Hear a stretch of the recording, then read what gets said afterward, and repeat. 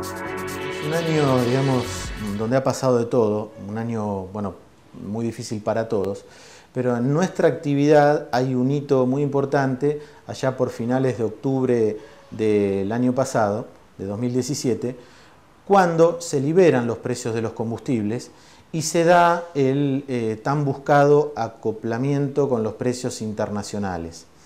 Entonces, a partir de ahí, dos variables determinan los precios en el mercado interno. Uno es la cotización del barril de petróleo a nivel internacional, que obviamente cotiza en dólares, y otro es la cotización del dólar con respecto al peso argentino.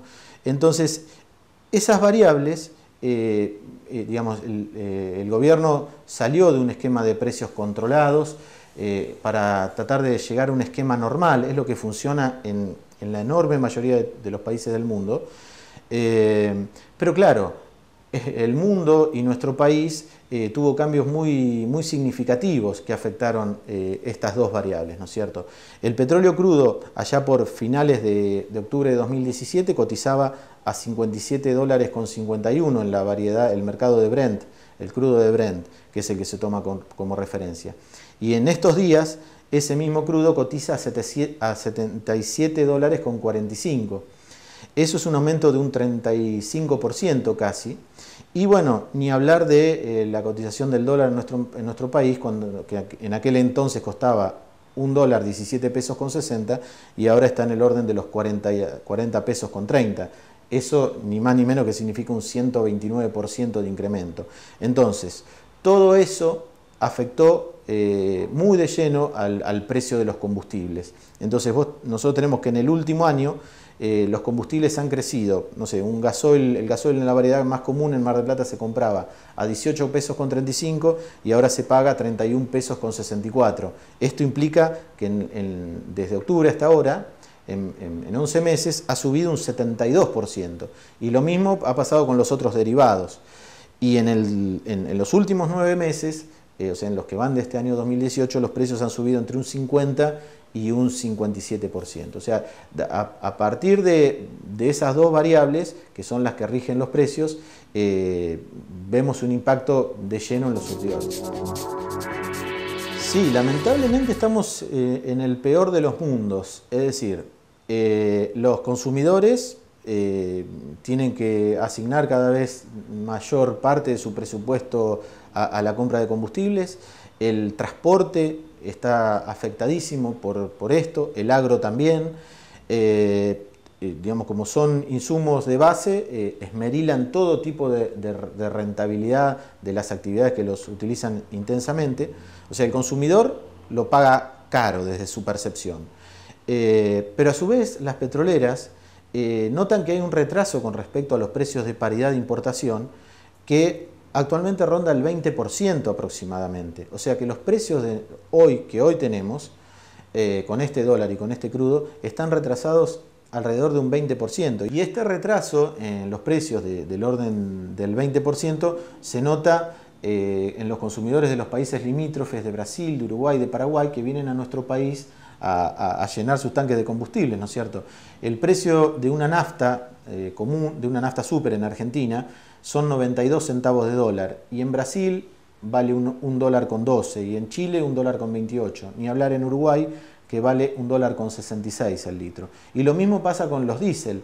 El diésel en Argentina está en un promedio inferior a 80 centavos de dólar, el diésel en su variedad común, y en Brasil cuesta 88 centavos, en Chile 93 y en Uruguay un dólar 22. Entonces, esa brecha hace que también las empresas petroleras tengan problemas de costos, aquellas que son refinadoras y compran el crudo a los precios que son los que rigen ahora, que son los precios internacionales, ingresan a sus refinerías un insumo caro y que lo terminan vendiendo a un precio, por así decirlo, barato. Entonces tienen quebrantos. Eso se traduce, por ejemplo, que hoy por hoy hay empresas que se retiran del mercado, que ofrecen sus productos a precios muy altos, se da una diferencia de precios muy grande entre los precios mayoristas y los minoristas, o sea, son más caros los precios mayoristas que los minoristas, y también la empresa que sigue abasteciendo al mercado fija cupos.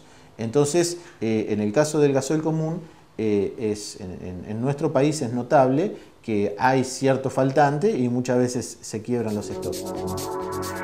Una actividad que sí ha aprendido y que está trabajando y que cada día produce más y que en el corto plazo le va a dar, digamos, un respiro a esta economía, es la actividad petrolera en Vaca Muerta. Es decir, en enero, o ahora en el verano, ya están anunciadas las exportaciones de gas a Chile.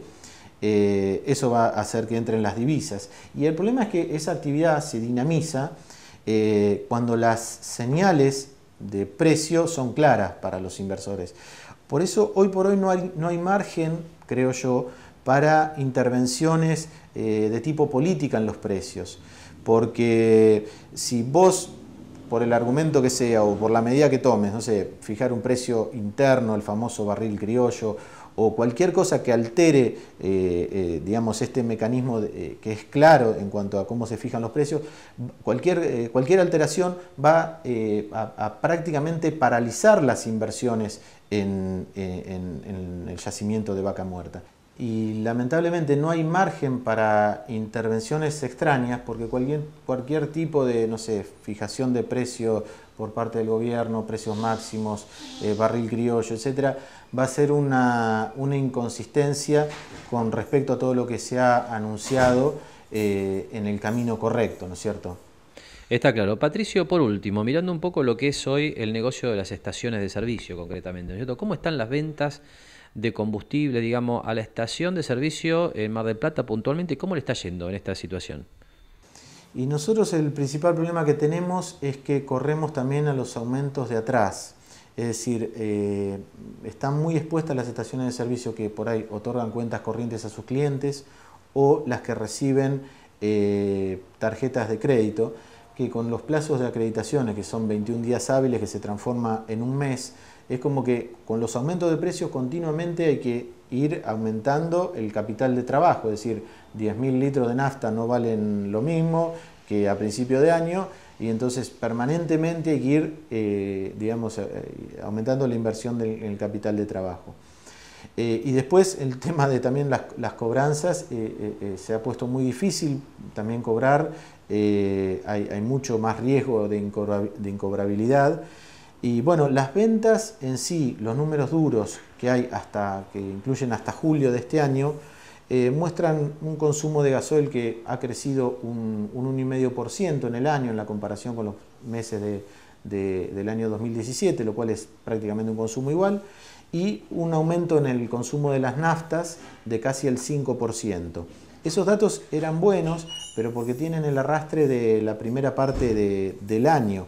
El problema es que ya los números, la comparación de julio contra julio, ya se ven datos diferentes, porque por ejemplo el gasoil ya muestra una caída del 2,6% y un consumo prácticamente estable de naftas.